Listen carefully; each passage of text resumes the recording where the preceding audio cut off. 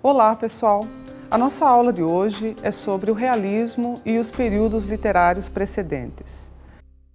Para entendermos a relação entre os períodos literários e o modo como eles se influenciam entre si, nós precisamos inicialmente discutir o que é um período literário. Então vamos discutir um pouquinho agora o que é um período literário e como as relações entre os períodos literários podem nos ajudar a entender a periodização da história da literatura. Período literário é um recorte temporal que tem uma função didática, a qual serve para organizar a produção literária no tempo, ou seja, dentro de uma perspectiva histórica que atribua sentido de continuidade à literatura e também esclareça os momentos de ruptura nos projetos literários vigentes no momento. Nós vemos então que a noção de período literário não deve servir como uma camisa de força para que nós usemos para entender a obra de um autor ou mesmo a biografia de um autor. Na verdade, a noção de período literário serve para que nós juntemos um determinado conjunto de obras que tem características semelhantes e um determinado grupo de autores que num período histórico pôde escrever de acordo com uma estética mais ou menos semelhante. É claro que alguns autores, mesmo escrevendo dentro de um período literário, como o romantismo, como o arcadismo, como o barroco, podem manifestar características de períodos posteriores ou mesmo de períodos anteriores àquele em que ele vive historicamente. O romantismo e os precedentes do realismo. O movimento romântico começa na Alemanha, com a publicação do romance Os Sofrimentos do Jovem Werther, de Johann Wolfgang Goethe. Esse livro foi publicado em 1774 e inaugura uma nova temática relacionada à experiência amorosa. A data de 1774 serve como marco para entendermos o início do romantismo. O romantismo vai, então, de 1774 até aproximadamente 1860, quando iniciará o movimento realista. A Alemanha e a Inglaterra são os países que iniciam o romantismo na Europa. E a França terá um papel de divulgadora ou de exportadora do romantismo e dos seus procedimentos por toda a Europa e também por outros países como o Brasil. Nesse caso, nós temos aí uma equação que coloca a Alemanha e a Inglaterra como iniciadoras do romantismo e a França como o país que vai divulgar o romantismo ao longo do mundo. A ideia de que nós temos o romantismo como um movimento que, de certa forma, iniciou com a Revolução Francesa, é algo que até hoje ainda nos orienta. A Revolução Francesa, em 1789, e a Revolução Industrial, iniciada ali no final do século XVIII e estendida ao longo do século XIX, influenciaram de modo muito marcante a visão de mundo e as sensibilidades novas que o romantismo vai colocar em circulação.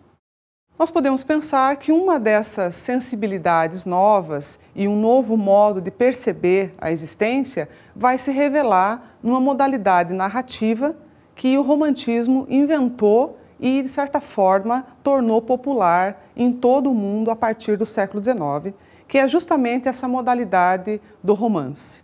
O romance, como estratégia narrativa própria do romantismo, inaugura, como nós dissemos, uma visão de mundo nova em que não há mais necessidade de se colocar pessoas com alguma referência real ou mitológica ou mesmo divina como protagonista de uma história.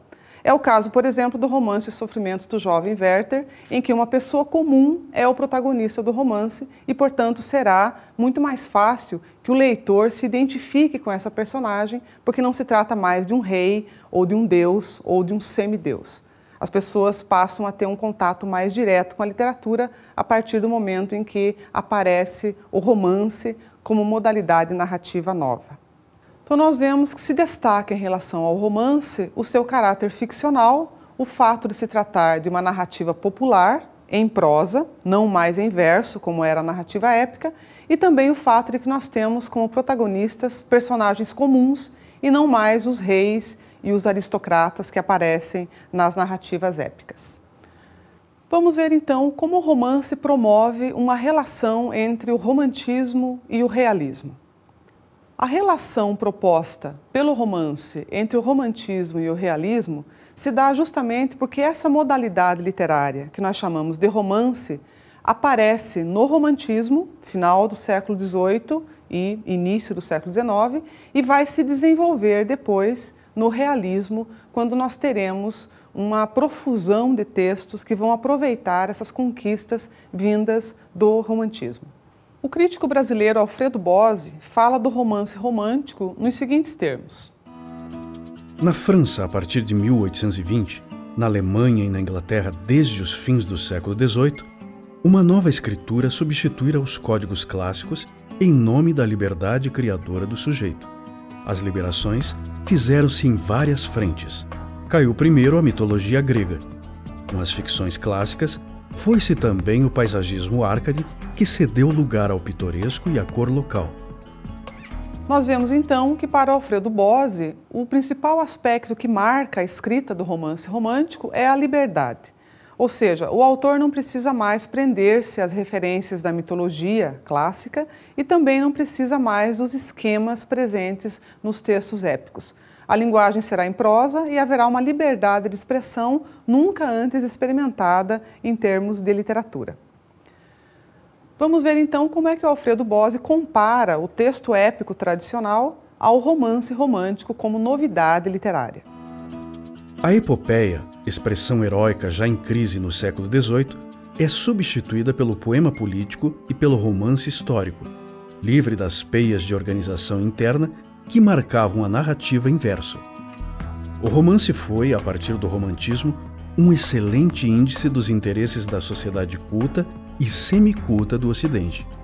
A sua relevância no século XIX se compararia hoje à do cinema e da televisão.